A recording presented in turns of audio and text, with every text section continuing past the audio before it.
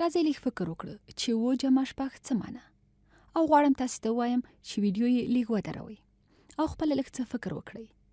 فکر کوم چې یو لنډ مرور به مو پرې کړی وي. راځئ پیل کړو. دا د 7 شیانو په توګه قبلو او جمع 6 نور شیان. نو فکر وکړئ چې ټول څومره شیان لرو. مثال په توګه دا د 7 دانو رومي بانجانو په شکل سره ښودلی سو.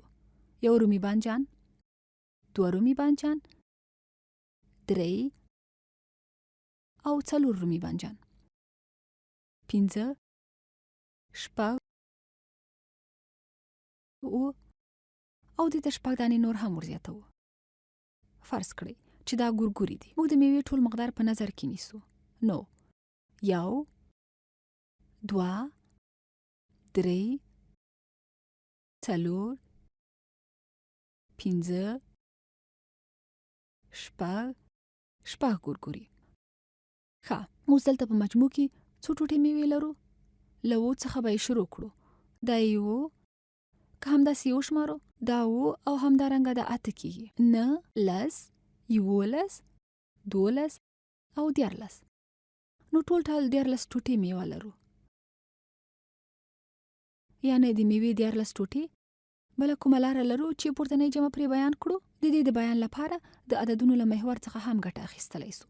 راځئ دلته د عددونو یو محور رسم کړو. اجازه راکړئ چې په داسې رنګ یې ولیکم چې تر اوسه پورې مې نه وي کارولی. د عددونو یو محور لرو. داسې په دې ډول باندې. د عددونو محور له 7 څخه شروع کولی سو. دلته له 7 څخه او غواړم چې 6 نور هم ورزیات کړم. غواړم په همدې محور کې 6 عددونه نور هم ورزیات کړم. دا 1 2 3 4 5 6 او په همدې شکل نور هم ادامه ورکولی سو. نو دا 8 9 10 11 12 14 کېږي. البته دا باید وایم چې تاسې دوام ورکولی سئ. کولی سئ تصور یې کړئ چې دا 7 جمع 6 له 7 څخه شروع کوو او 6 قدمه نور هم د عددونو په محور کې وړاندې ځو. 1 2 3 4 5 6 بیا مو هم 14 لاسته راوړل.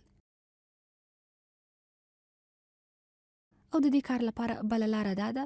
وګورئ له 7 څخه مو شروع کړ، 3 نور مو ورزیات کړل چې 10 سي او 3 نور هم باید ورزیات کړو تر څو پورې چې 14 سي. او دا د هغه څه د منلو وړ ده کوم چې د 14 په واسطه ښودل کیږي. د 14 عدد په چپ طرف کې یو لري او همدغه یو د لسیز په ځای کې دی. نو دا د لسو یو مجموعه او جمع 3 دلته یې لیدلی سو. کله مو چې دا سره جمع کړل نو دلته دا د لسو یو ګروپ دی. دا د لسو یو ګروپ دی. د لسو دې ګروپ ته باید 3 نور هم ورزیات کړو.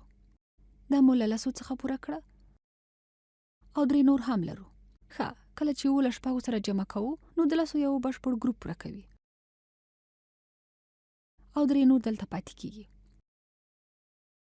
دلته دغه 3 او د دې لپاره بله لاره دا ده 7 جمع 6 د 14 سره یو شان دی، کوم چې 10 جمع 3 دي.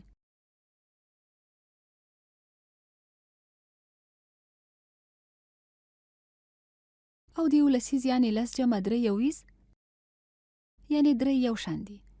14 دا یې هم یوه بله لاره.